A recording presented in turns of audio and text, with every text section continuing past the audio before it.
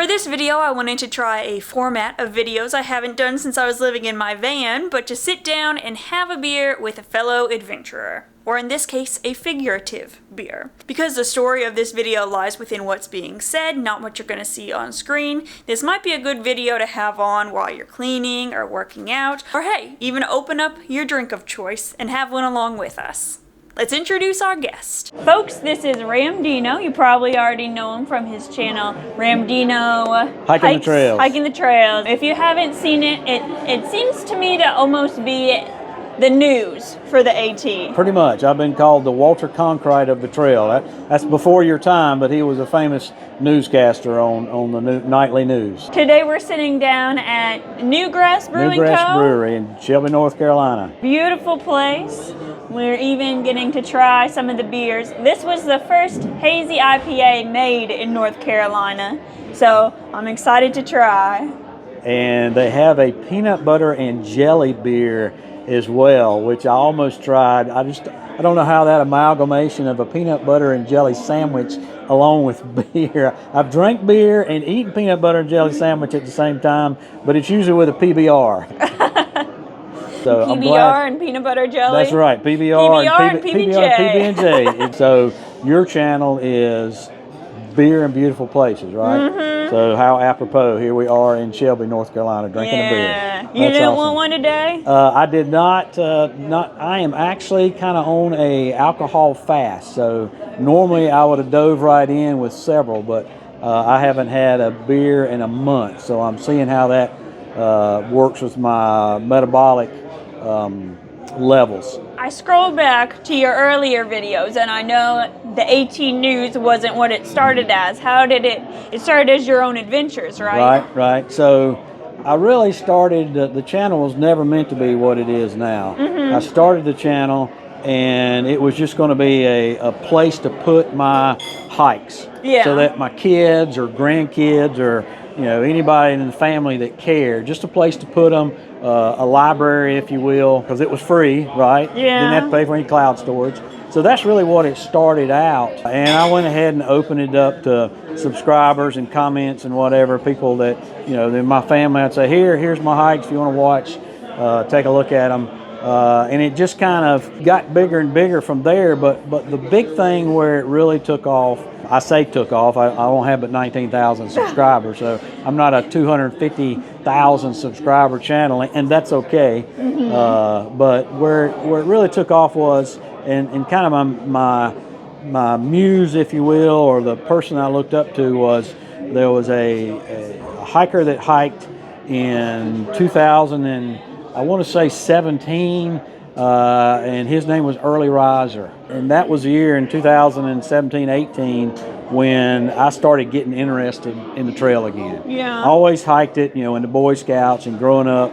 And it always amazed me on the Appalachian Trail that you can step your foot on the trail, and as long as you're not at one terminus or the other, you can look right and look north and watch the white blazes disappear into the woods and walk that trail all the way to Maine, and then turn left and walk that trail all the way to Georgia. That just always amazed me, and just something drew me to that. And then of course my mama gave me the book, right? Oh yeah. Which I'm not gonna pitch his book here because I'm really disappointed in the book and the movie. But everybody knows the book and the movie I'm talking about. I know what you're talking about. Yeah. I thought you meant AWOL at first. No. That other book. That other book. That kind of got me back on trail and got me back interested in it. And so, as I was looking for different YouTube channels to see what was going on and everything, came across Early Riser's channel.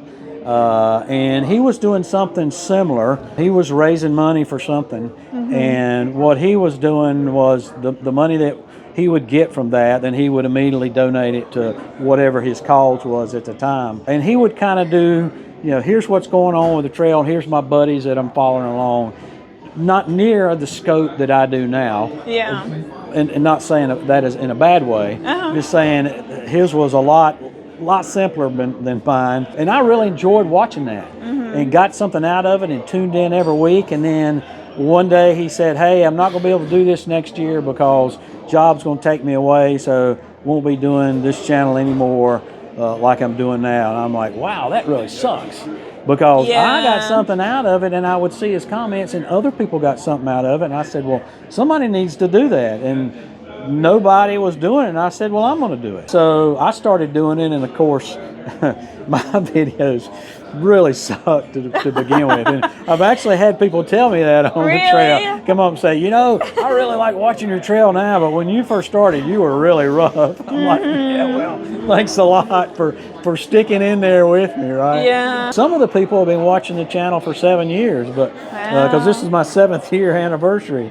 Wow. Yeah. Congrats. Well, thanks. I appreciate that. So it just kind of ballooned from there, and I've kind of set into the template that I like of, talking about the hikers who's out there and who's coming up. Of course, over the years, I've added things like my trail support list and then emergency trail angel list. Not only who's out there, but who's coming up, and registration stats, and then of course the news portion of it and everything.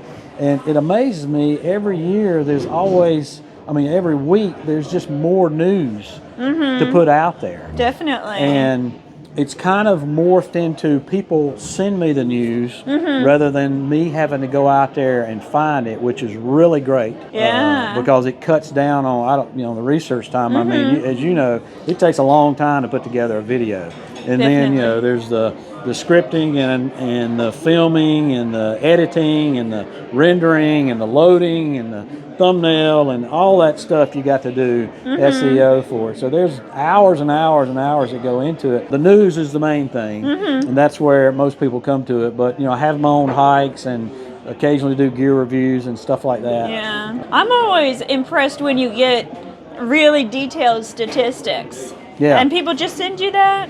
No, I come up with the stats. Yeah, okay. So it's pretty much over 7 years of compiling these stats and keeping them that I come up with them. Now, some of them you can get online, like, the ATC has online the people that have registered. So they have their registration online. For the past 4 or 5 years, they have that. So I can pull that from there, but they don't have it as detailed as I do and as compiled as I do. So I go back and look at, like, for instance, every week I'll look at how many people were registered this time last year. That gives everybody a general idea of how's it going on the trail. The more people, less people. I have hostels that watch the channel, so they know how many people are coming. Yeah. And then I have other thru hikers that are on trail that watch the channel because they say, I don't have time to go catch up on everybody else's channel, but I can come to yours and find out where everybody is on the trail. So that's the cool thing about the hub. Yeah, yep. Over the years, you've covered so many different stories and bits of news. Is there anything that stands out as memorable or funny, really good, really bad? Well, of course, the most memorable was during COVID. Well, I'm sure. The big thing during COVID was that, everybody said, don't get in crowds, go outside, go hiking. People know in the past on my channel, there's one organization associated with the trail that I have poo-pooed quite a bit. I'm not a fan of it, but I've decided of late that I'm going to stop doing that because I really, and even before that, I want more positive energy because there's more positive energy in the world than negative energy, but the negative energy always gets the press, right? Definitely. So when COVID came, everybody said, get out on trail. And then all of a sudden, this organization said, get off trail. Yeah. Get off trail today. When that happened, shuttles shut down, hostels shut down, and because my channel, even during COVID, had a decent following, people were desperate. Ramdino, I need your help. I can't get off trail. I can't get a shuttle. Yeah. Do you have any resources that so I can get off trail? And so out of that was born the emergency trail angel list that I have. That is only available to people that I know are on the trail. So I vet people out. They have to either be on my support list or registered with the ATC. And that's the best vetting that I can do with them before I will give them that emergency trail angel. And that list is there so that if somebody gets stuck in a pinch, then one of these trail angels that are up and down the trail can come and get them or maybe resupply them. If they can't get a another shuttle to come get them because those shuttles are full and they need to get off trail, then these folks will come and get them off trail, and they do it gratis, but they do it because they love the hiker community, they love helping hikers. Now, I call it the emergency trail angel because I don't want to take away from those that count on people to call in for a shuttle and pay them for a shuttle. Yeah. Because there is an economy on the trail, and those people, some people make a living. A lot of them are retired, but this is still an income for them that they need. And I was calling around, finding people using my resources, trying to, can you go get so and so there at Fontana? Can you go get so and so there at the other end of the Smokies? People were in the Smokies for 6 days, so they went in. Everything's cool. Man. They come out of the Smokies, and the whole world shut down. The organization, when they did that, they essentially shut down the trail.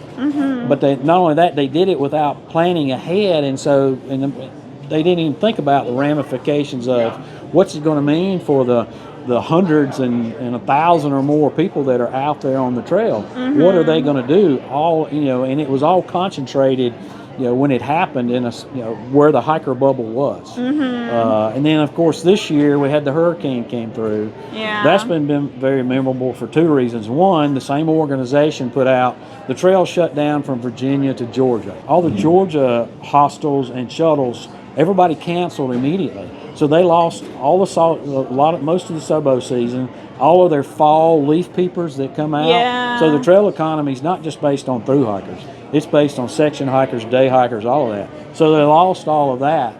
That was something that was very memorable, but nothing that I could do other than to, when I talked to people that were down there on that end of the trail, even though this organization said it was closed, I came out and said it's hikeable.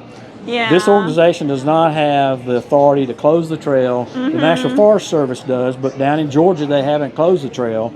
It's not closed. And so that's one thing this year that I've been doing, is trying to update people on the sections that are hikeable, with the idea that, okay, this is hikeable, this is passable, but I'm not telling you to go through a closed section. Yeah. It is closed. It is technically illegal. You could technically be fined $5,000 and 30 days in imprisonment. Wow.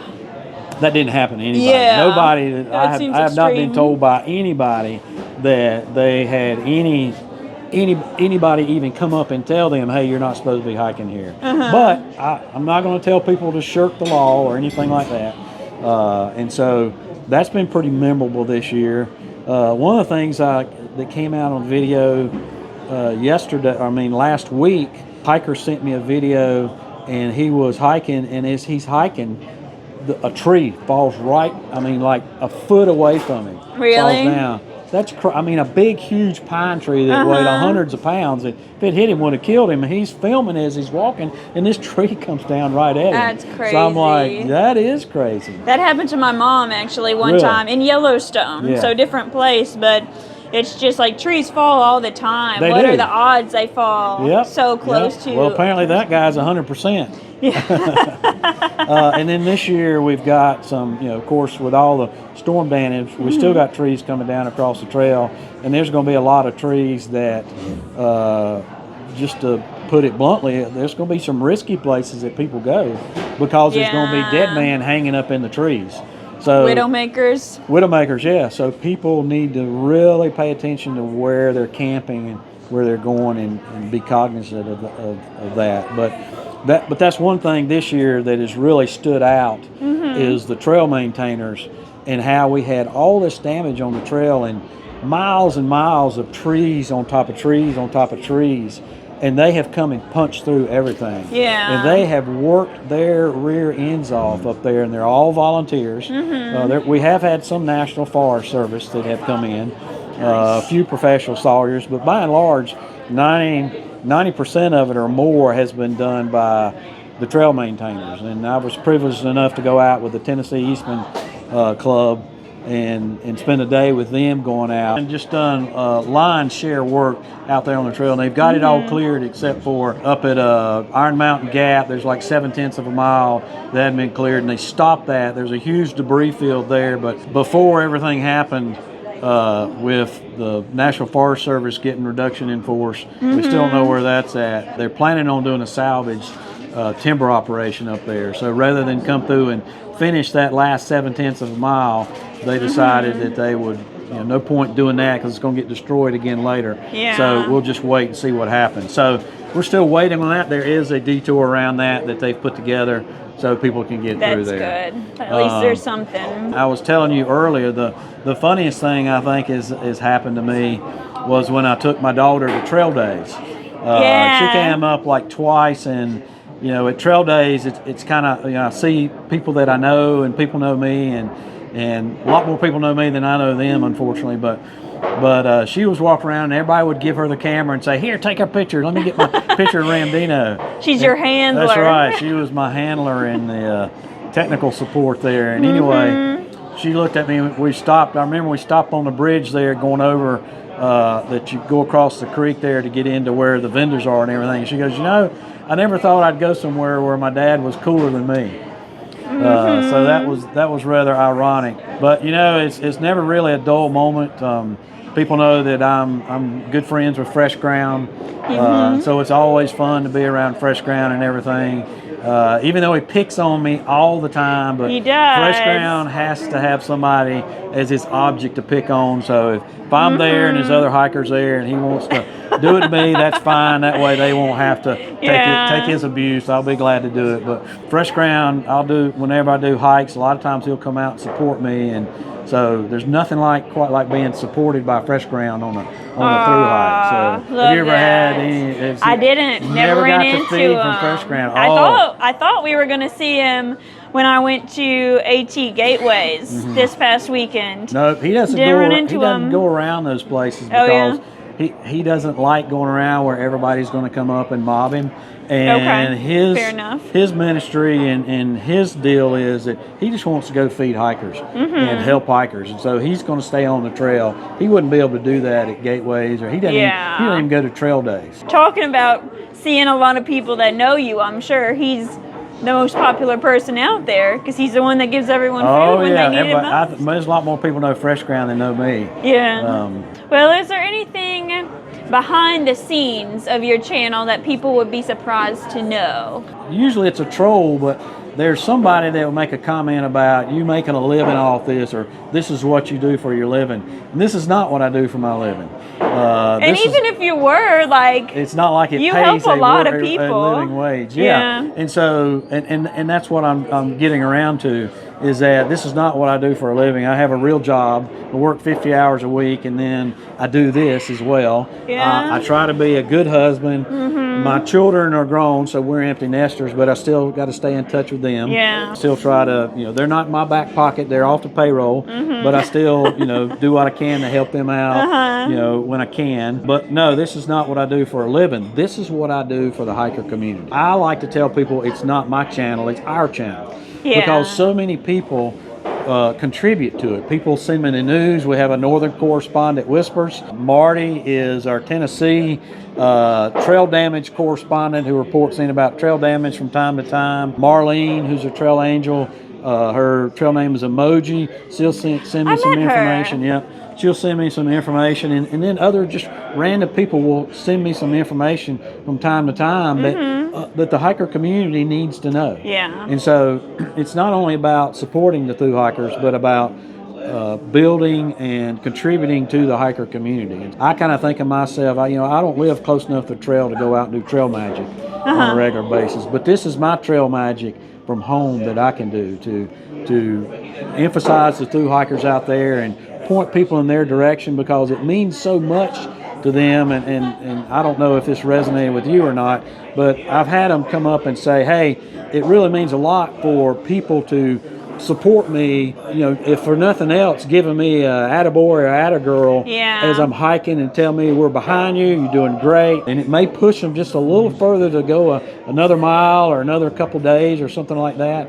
And even if they don't finish, because to me it's not the important thing that you finish your hike. The important thing is that you got out there, you got in creation, you enjoyed the trail, you enjoyed what you're doing. Because if you're not enjoying it, then go home and do something that you enjoy. Yeah. So those are kind of the things of where where my channel is. It's not about I do have sponsors and they do pay me and I do get a little bit of ad revenue, but all that really gets poured back into the channel, back into other trail angels, back into supporting the Leapfrog Cafe and occasionally being able to do trail magic and buying gear or getting out on trail hikes. So don't make a living at it, really going the whole at it, but that's okay. I enjoy helping people out there, and they seem to get something out of it. And they definitely do. That's what it's all about, is helping each other. And to me, this is really a great community, one of the best communities I've been a part of. And I've been a part of a lot of communities. People know where I stand spiritually, go to church and part of a church community, but I really enjoy the hiker community probably more than that. I agree. Yeah. It's one of a kind. It is. It really is. It's a welcoming place. Yep. Yep. You have to hike hard sometimes, and it's not all sunshine and rainbows. No, but it is not. It is the fact that everyone knows that it's not all sunshine and rainbows. That's something we all have in common. Yep. In your channel, do you have a busiest time of year, whether that's right now, right in the right starting now. season That's for right. the Nobos? This is the season, yeah. particularly now in the end of February, the 1st of March, and that is because everybody is starting to just getting on trail. Everybody that's on my support list, not everybody, but a lot of people on the support list are reporting into me, right? Yeah. So I may have 20 or 30 people that report in. I got to go compile all that stuff. Yeah. Before that, not as many people. Before anybody's hiking on the trail, I don't have people reporting in, so there's not as much to talk about. My videos are shorter, so that means not as much time to edit and put together. So now's the busy time, and then it will start slacking off in a couple weeks because people get off the trail. People will just they'll stop reporting in because you get involved in your hike. As you know, you get involved in your hike, and it's just get up in the morning, break camp, eat breakfast, hike, get to camp, set up camp, eat, go to bed, rinse, lather, repeat. Yeah. And that's what it becomes. A lot of people have their own channels, and it's all they can do to put together their own channel. I know what you mean. It's a lot of work to put together a channel out in the own trail. Definitely. I can't imagine you doing that. Yeah. When I do my when I do my section hikes, what I'll do is at night is I'll just put together the video and the pictures for that day, and that's it. I don't really do too much editing, but I compile them so that they're there in an editable form. So when I get back to the house, I can do that. How do you do it when you're on trail? Well, when I was on the AT, I set out hoping that every night I would edit what I had filmed that day, and it wouldn't be that much. That never ended up happening because I was just so tired and didn't feel like it. So every 0 day, I would edit everything, and it was pretty rough. Took a lot out of me because I never got that moment on 0 days to just relax and do nothing. That being said, though, I really enjoyed taking people along for the ride with me. That was one of the coolest things I've ever done. Now, how many subscribers did you have while you were on your thru hike? Oh, maybe I had 19,000 before I started the trail, and I ended with 27,000. Okay. So it grew a lot. Was definitely. Did you find that as you went along that you would get more trail magic from people that would come out and support you from trail? Not necessarily. No? There was one trail angel I remembered recognized me, but at the same time, I posted 3 or 4 weeks after the fact because I never wanted people to know exactly where I was, just in case someone with a bad intention was out there watching. Sure. I have people when I go on section hikes, and I'm not as much worried about safety, but as a matter of fact, I probably put it out there, here I'm going, so that, because when I'm in a particular area, people always tell me, leave a comment, hey, when you're in my area, let me know, I'd like to come out and meet you. And so if they want to, I would feel bad if I hiked through that area and then I didn't contact them, and then later on they're like, well, sorry, Joker, he didn't tell me he was coming through, and I told him I wanted to meet him. So I try to do that. Like I said, we're part of the community. I'm not concerned as much about safety, but there's certainly reason enough to be concerned about safety. Yeah. It doesn't matter who you are. I did, before my hike, there were people that would comment, we'd love to help you when you're in this area. So I think I did like a Google form or something where I had people's names in different areas, but I wouldn't happen to need something in that area, and then I would feel kind of bad not ever saying anything to them. So I think if I do another hike again, I won't even do that, just because 9 times out of 10 You didn't just go through just fine. Right. So you bring up a good question. Is there another through hike in you? Yes, definitely. Really? Somewhere. This year, I want to do the Shelby Trace. It's going to happen in April, I'm pretty sure. It's in Kentucky, goes from Tennessee to northern Kentucky area, 300 miles. That being said, 300 miles, that's nothing compared to the AT. I want to do those bigger through hikes. I hope to do the PCT and CDT someday. I don't know when that's going to be, because I really like the apartment I live in now and don't want to give that up. Maybe CDT or almost said ABC. All these letters, you know. AT Sobo someday. Okay. Because I don't think I really got to appreciate Maine and New Hampshire sections as much, because I was just so tired and running on empty, and like it hurt to move. So by the time you got there, you were really just, your body was wiped out. And I knew in my head, I was like, look around, appreciate this. But at the same time, I was so mentally spent. I bet it would be very different if I could do it when I was more refreshed. And it would just be so cool to see the whole thing backwards. Backwards to me, of course, not backwards for normal southbounders. I've got my wife and my hiking buddy come along. They claim that it's easier hiking Sobo because you're going downhill the whole time. Now, my argument is you are not going downhill the whole time, but that's their position and they're sticking to it. My boyfriend said someone told him at Klingman's Dome, it's all downhill from here because that's the highest part of the trail, but no, not quite. No, not quite. A minute ago we were talking about how now is your busiest time of year. I'm sure it's hard to say exactly, but about how many people reach out to you in a day? In a day? Like hundreds? Oh, no, not hundreds. But I try to get them to update me on Wednesday or Thursday, and throughout the week I'm getting sporadic. But I mean, I'm generally getting probably 30 to 40 folks that are, right now that are reaching out to me every day. And then some of them are, and probably add another 20 to that are saying, hey, I'm getting ready to get on trail, haven't got on yet, just letting you know I'm coming. And so I really don't include those people in it other than the hiker support list, because I've got so many people that are actually on trail that are actively hiking that I want to make sure.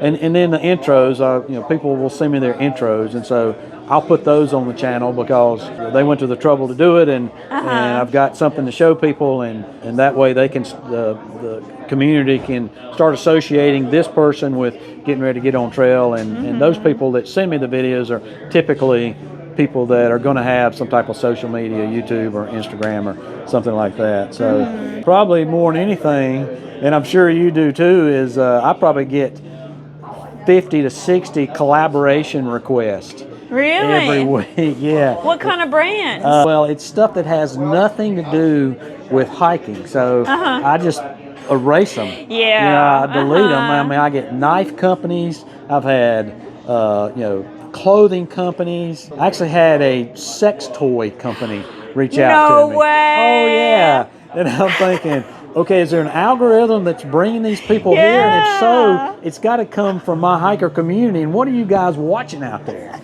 So I could not believe that. And then, they wanted to send me, a free something another, and I'm like, nah, I'm good. Don't need that. That's not what we do here. No, not what we do here. So that was, I was like, what the heck? Most of them, I've only got really 2 right now that I've actually said yes to, and it sponsored my channel.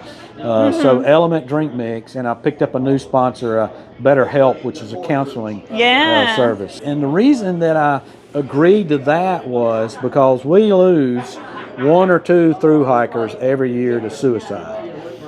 There was just one recently, wasn't there? Yes, there was. But who? The mayor. the mayor. People share with me and everything, and that was one thing that I didn't mention before about why I continue to do the channel. I had a hiker, I've had several hikers come up to me and tell me that my channel helped them get over their post-trail depression. Really? And I'm thinking, why would you, if it means that much to somebody, why would you not keep doing that? Yeah, right? 100%. And post-trail depression, people don't understand that's a real thing. You know, whether you're hiking solo and you're loving being out there and on the trail, you're loving where you're at, or you're hiking with a tramley, and you're loving those people and you're having a great time with them. You spend 6 months doing that, and all of a sudden, bam, all that's taken away. Your hike's done. You'll never see those people again in that particular frame, and you may never see them again at all. Particularly, you won't see that whole group again. You got to come back to the real world of cars doing 90 miles an hour down the road and mean people. Definitely. People that have bad intentions and crowds. So you come back to that, and some people it's just too much for them. They just and other people it's just really hard to cope with that. They go on a hike like this, and they have an epiphany of, I need to start doing life better. Yeah. There's more to life than what I left behind. I need to leave that behind, and I need to rewrite my next chapter. But they don't know how to rewrite that chapter. And there's a period in there between rewriting that chapter where depression and anxiety can set in. And so that's why I agreed to this sponsorship with BetterHelp. Normally, and then I have a lot of people that contact me and, hey, can you mention this on the channel? I'm doing this right here. Can you do that? And normally I get a couple of those a week, and I'm like, I just don't have time to do that, to find out if it's legitimate, to do that research. But you reached out, and with your project, your documentary. Oh, yeah. And thank so you. I knew who you were. I knew you'd been a thru hiker. I knew you were legit. And so didn't have to do any research or go out and vet you out. I was good to go with that. And then Roger spoke very highly of you. And I said, well, if Roger likes you, you got to be okay in my book. That's so, great. Never met you before in person till this day. But in any case, that's why I did that with you. So don't normally do that just, because you can get in trouble. I'm glad you chose BetterHelp, though, because mental health is so important. So I'm glad that's... And we don't have a good mental health system in this country. Definitely. And so that is something that there's a lot of those issues out there, and people can use that help. And the more we talk about it, the better it's going to be. Oh, exactly. We've talked a lot about what it's like running your channel. Is there one part that's especially hardest for you? One part that's difficult? The most difficult part is it's just so time consuming. Yeah, I'm sure. Because I work 50 hours a week or so. I do a lot of traveling during the week. Do you mind me asking what you do? Yeah, so I'm a construction administrator for an architectural firm. Really? Which is a fancy way of saying when we have a building that's under construction, I go out there and tell the contractor what he's screwing up and how he needs to fix it. I'm not the most popular guy on the construction site, but I'm good at what I do because I was a fifth generation builder in my family and done this for 45 years. I was a builder for 35, and the past 10 years I've been a CA. And that's pretty much what I did when I worked for myself. But I don't have to worry about OSHA or the building inspector or having employees or the IRS or anybody getting mad at me because I didn't build something right. Usually I'm not the hero with the contractors, but I am the heroes with the owners. That we're actually building it for. Making sure everything's going good. That's right. So that's what I do as a living. And I usually travel about every other week that I'm gone from home for 2 days. But, during the week, I commute 30 minutes. So there's an hour out of my day right there. And then I'm working 9 hours a day. When you come home, there's stuff you got to do around home to maintain your home. I'm married. I try to be a good husband. And like I said, a father and everything. And then my parents live next to me, and my dad turned 86 this week, and my mom's 85, and my mom has been diagnosed with mild dementia. So I'm sorry to hear I'm that. Helping out with that, and that dementia is something where it's going to take more and more time away from other things for me to do that. So time is the hardest thing, and I don't know how. I don't know how to subcontract out what I do, because what I do is so personal. I don't know that somebody could edit if I gave them the raw materials. Usually I'm editing on Friday or Saturday, and it goes live, and then publishing on Sunday.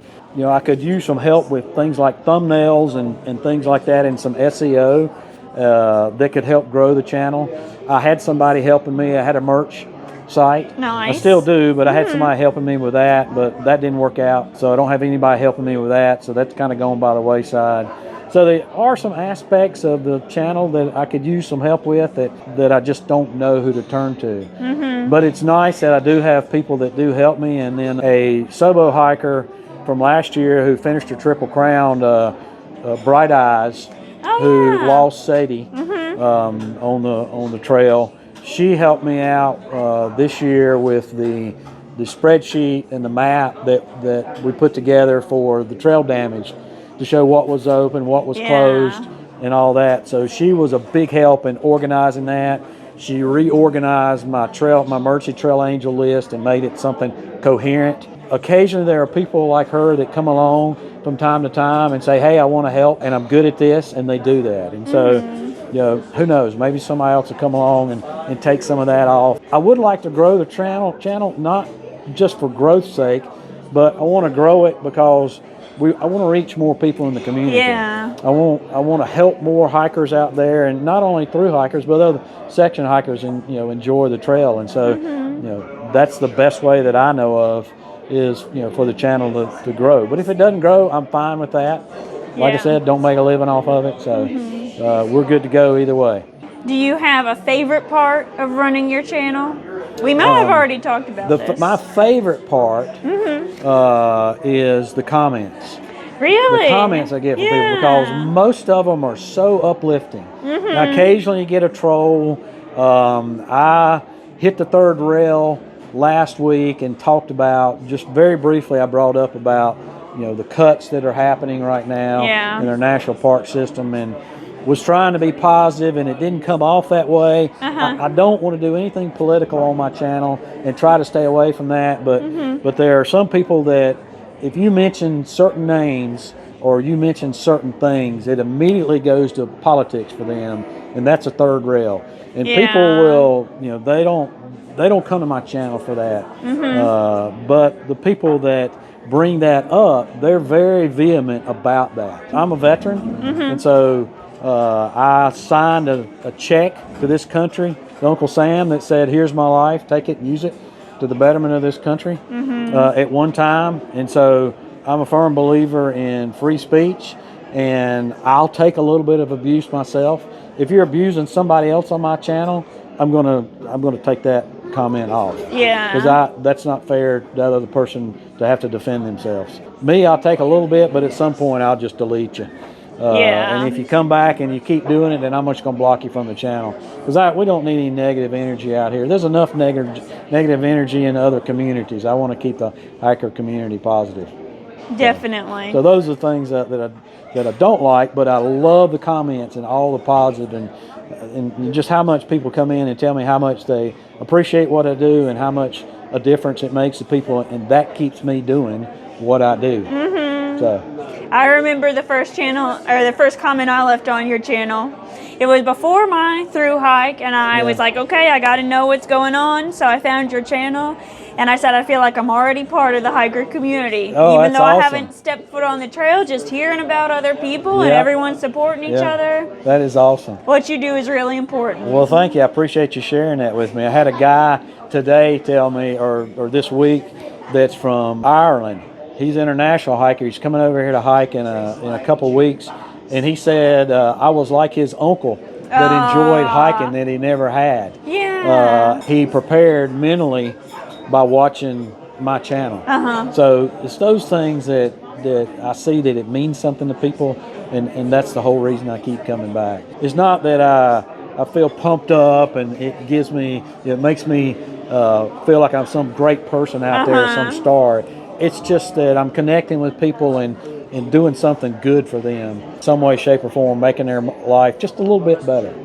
Making their hike maybe just a little bit better. So not a big part of it, but any little bit helps. Definitely. And so that's me. I have a servant's heart, and I do mission trips and things like that to go out and went up, worked in the Asheville area when Helene came through and stuff like that. But this is something that I can do to help people. Oh, it's wonderful. And we appreciate you doing it. Well, thank you. I appreciate you. Well, thank you for sitting down with me today. Yeah. Thank you for this. Looks like you're ready for another. Yeah. Maybe you'll go for the PB&J. It was great to be a part of your channel and stuff, and now you're going to be a part of mine. I appreciate that. All right. Well, folks, that is it. That's all we have got for this week. As always, appreciate you, and we'll see you out there.